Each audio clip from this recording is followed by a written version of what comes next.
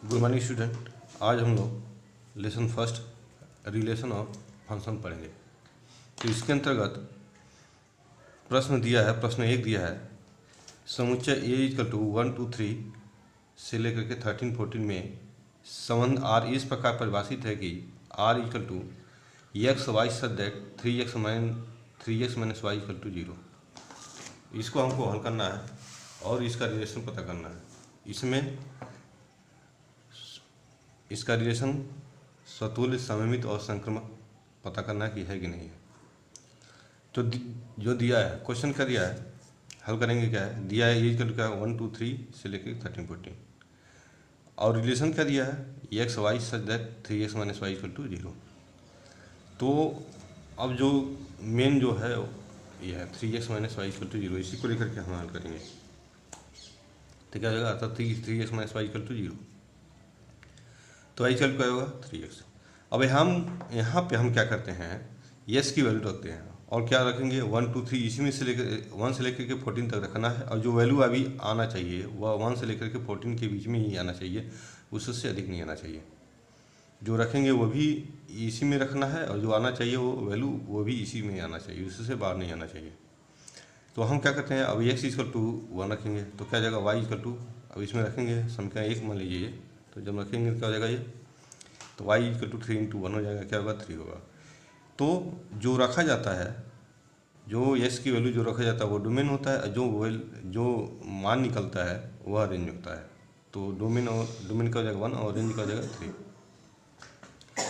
इसी तरह से s इक्वल टू 2 रख देंगे तो क्या आएगा y इक्वल टू, इसमें रखेंगे क्या होगा 3 2 जा 6 हो गया।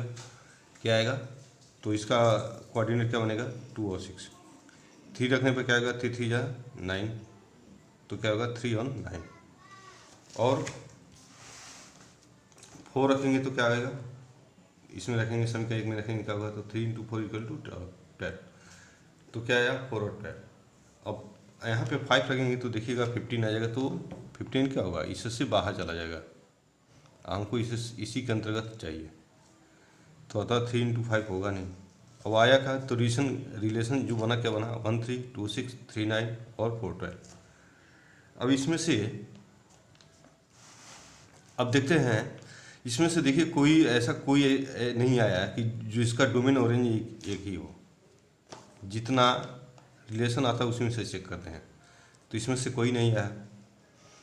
तो देखिए, या तो ऐसे लिख सकते हैं 1 1 is not belong to R, या 1 1 नॉट बिलोंग टू आर, या 2 2 नॉट बिलोंग टू आर।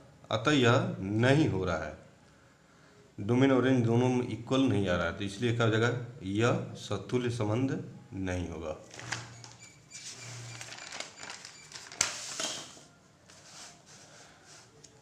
दूसरा,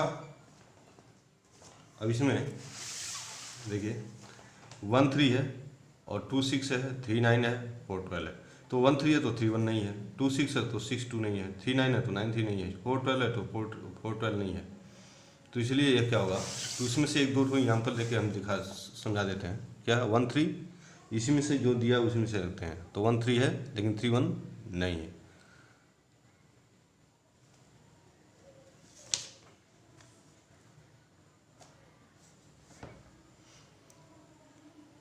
ऐसे देखिए 1 3 है लेकिन 3 1 नहीं है, 2 6 है 6 2 नहीं है।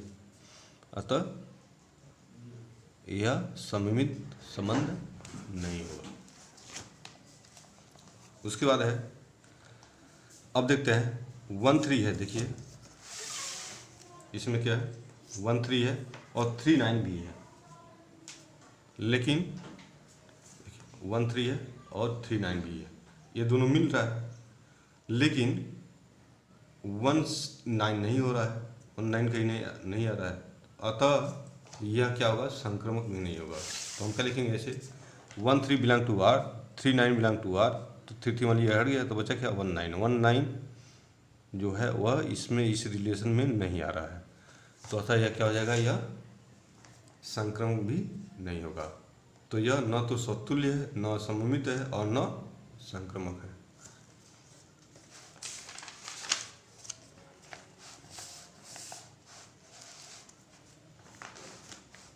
क्वेश्चन नंबर 2 पे आते हैं। लिखा क्या है, प्राकृत संख्याओं में समुच्चय एच में और है आर इक्वल टू दिया है x y such that y equal to x plus 5 तथा एक्स जो है इस लेस देन क्या है 4 द्वारा परिभाषित है। अब हम क्या करते हैं, तो यस इक्वल क्या लिखेंगे, अब यस का वैल्यू क्या रखेंगे 1 2 3, 4 तो रखा नहीं जाएगा क्योंकि हमको जो वैल्यू रखना चाहिए वह 4 से छोटा ही रखना है, तो 1 2 3। और रिलेशन क्या दिया है, यस इक्वल क्या दिया y equal to x plus 5। अब इसमें हम मान रखते हैं, तो यस की जगह क्या रखेंगे, एक बार 1 रखेंगे तो क्या होगा y equal to x plus 5 है, तो एक्स इक्वल टू रखेंगे क्या है वाई 1 प्लस 5 इक्वल क्या गया 6, और वाई इक्वल अब एक्स इक्वल क्या रखेंगे 2 तो क्या होगा, तो 2 प्लस 5 इक्वल टू 7, और एक्स इक्वल क्या रखेंगे 3 तो क्या आएगा तब 3 प्लस 5 इक्वल टू 8। तो रिलेशन क्या बना, कौन कौन कोऑर्डिनेट बना 1 6 2 7 3 8 यही बना। अब इसी को लेकर के अब हम देखते हैं कि क्या है।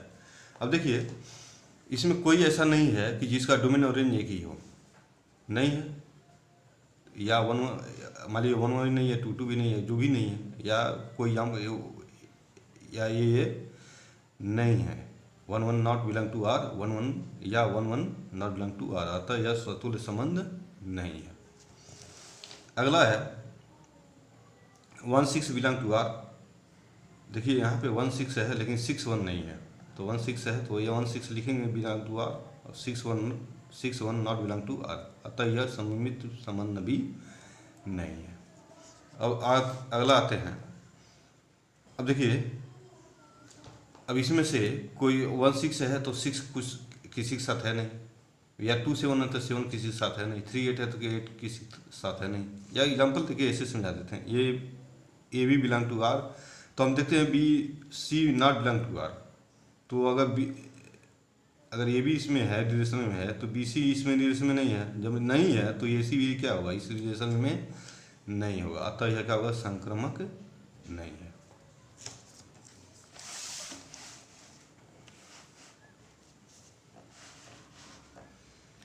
क्वेश्चन नंबर 3 है, क्या दिया है, समुच्चय ए इक्वल टू दिया है 1 2 3 4 5 6 में आर इक्वल टू दिया है x y such that y भाज्य है एक्स से द्वारा परिभाषित संबंध है। मतलब कह रहा है कि जो वाई है वह एक्स से क्या होगा पूरी तरह से कट जाएगा। तो क्या हल करते हैं तो क्या होगा, तो दिया है क्या ए इक्वल टू 1 2 3 4 5 6 वही है, आर इक्वल टू क्या होगा एक्स वाई। अब जो एक्स वाई का वैल्यू जो रखा जाएगा उसी में से रखा जाएगा, इससे अधिक नहीं रखा जाएगा, और जो एक्स की वाई का मान भी आना चाहिए वो इसी में, यानी एक्स और वाई का मान इसी में से आना चाहिए, इससे अधिक नहीं आना चाहिए। तो हम क्या करते हैं, अब क्या कर रहा है कि एक्स वाई एक दोनों को एक दूसरे को डिवाइड करते हैं, तो 1 1 को डिवाइड कर सकता है आ सकता है, 2 2 को डिवाइड कर सकता है, 3 3 को डिवाइड कर सकता है, 4 4 को डिवाइड कर सकता है, 5 5 को डिवाइड कर सकता है, 6 6 को डिवाइड कर सकता है। देखिए अगर ये वाई एक्स 6 मानते हैं तो ये भी क्या आएगा 6 आएगा। अब 1 2 को डिवाइड कर सकता है, 1 3 को डिवाइड कर सकता है, 1 4 को डिवाइड कर सकता है, 1 5 को डिवाइड कर सकता है, 1 6 को डिवाइड कर सकता है। देखिए उसी तरह से 1 हो गया। अब 2 किसको डिवाइड करेगा, 4 को, 2 6 को डिवाइड कर सकता है, तो ये हो गया। उसके बाद क्या होगा 3 और 6, यही पूरा रिलेशन क्या बनेगा, तो 1 1 2 2 3 3 4 4 5 5 6 6 1 2 1 3 1 4 1 5 1 6 2 4 2 6 3 6। अब इसी में से हमको पता करना है क्या, अब रिलेशन पता करना है। तो पहला रिलेशन क्या होता है स्वतुल्य है, तो इसमें देखते हैं 1 1 भी है, 2 2 भी है, 3 3 भी है, 4 4 भी है, 5 5 भी है, 6 6 भी है, बिलोंग टू आर। तो क्या हो गया यहाँ तक यह स्वतुल्य है। दूसरा खोजते हैं, देखिए 1 2 है, 1 2 है, एक दो ठो एग्जाम्पल लिखते हैं, पूरा नहीं लिखते हैं।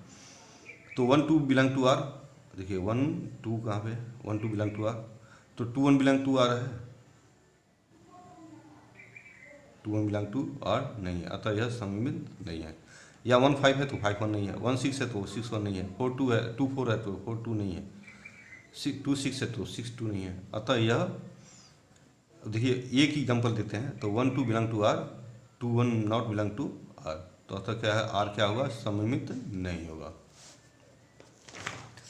अगला है तो स्वतुल्य हो गया, सममित नहीं हो गया, अब संक्रमण में देखते हैं। तो यहाँ पे देखते हैं इसी में से ढूंढते हैं, तो इसमें देखिए 1 2 दिया है और 1 2 दिया है, उसके बाद देखिए 2 4 भी दिया है, 1 2 दिया है तो 2 4 दिया है, ये मिलाते हैं, इसका रेंज है, इसका डोमेन होना चाहिए। तो 1 2 है 2 4, एक ही तो देखते हैं, उसके बाद देखते हैं तो 1 2 2 4 हो गया, तो हमको चाहिए 1 4, तो 1 4 दिया है, हाँ यहाँ पे 1 4 देखिए, तो 1 2 belong to R, 2 4 belong to R, तो 1 4 भी बिलोंग टू आर, अतः आर का जगह संक्रमक होगा। अतः सतुल्य है, संक्रमक है, परंतु सममित नहीं है। अब आते हैं क्वेश्चन नंबर 4।